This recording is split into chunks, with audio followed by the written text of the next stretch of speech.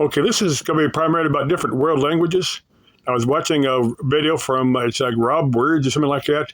Most of his stuff that I've heard up to now has been in German because he's moved to Berlin and he's kind of comparing German with English, which is kind of interesting.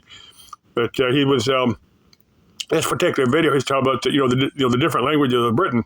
Now the main language of Britain, the same thing here in the U.S. is English. I'm gonna get to the U.S. here in a second. But there's, in Britain, in the United Kingdom, there's Gaelic and Irish. Oh, there's 3 or 4 of them that are completely different from English. They're not really related to English at all. But they're primarily, I think, they learned English along with their, the language that they've spoken there for maybe hundreds, maybe thousands of years. Which is the same thing here in North America. English is a primary language, but Spanish is a close second. There's a lot of people here that speak Spanish, either the first language or the second language. Then there's a number of Native American languages, like Navajo. There's a big Navajo population here in the northeastern part of the United States. Here in Arizona, along with Pima and there's a bunch of different Native Americans that.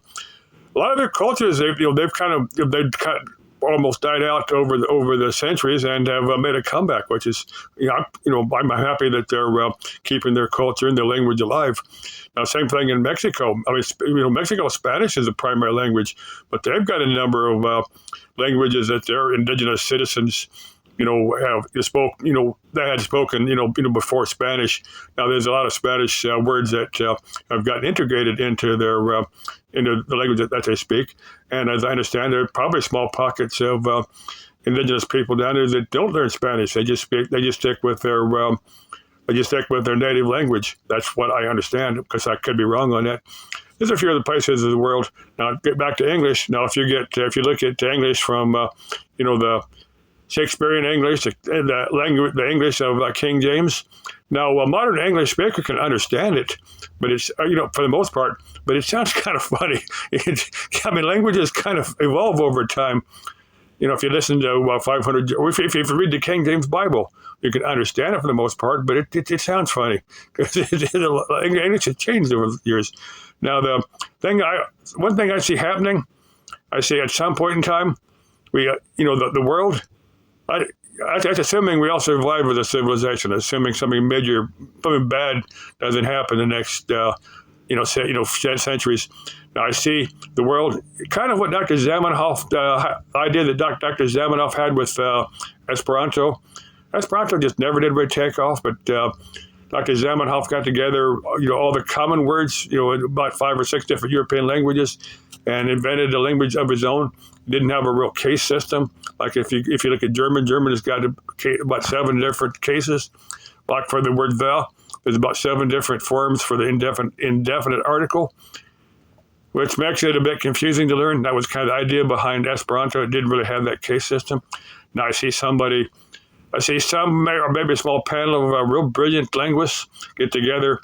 Not in the next year or so, but in the foreseeable future, get together and create a language that the whole world can get behind. And I see the world this time, actually getting behind this language. And enough people learn it that it does truly become a world lingua franca.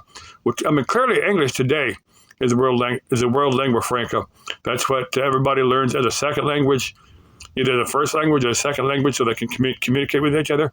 That's the purpose English serves today. But I don't see English really fulfilling that role in the near future. I see there's a lot of Asian languages that are really tough for Asian language speakers to learn. So I'm thinking somebody's got to come get together and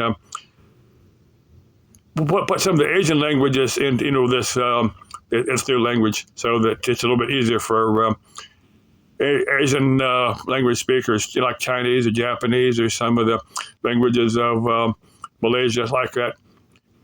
It's kind of like, I was going to say Tagalog, but Tagalog is supposed to be close to Spanish, but I've heard people speak Tagalog, and to me, I don't really pick up any Spanish in it.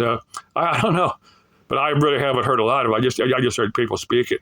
Anyway, let's see what happens in the foreseeable future. And I'll end my in my video with my two favorite phrases: "Das Leben ist ein Abenteuer" and "C'est la vie." And I don't know any Asian languages enough to include them in there. But if somebody wants to teach me some Asian languages, like Japanese or Chinese or something, I'd be willing to pick up a phrase or two. Okay, and then gung ho. That's the only Chinese I know is gung ho. Okay, bye bye.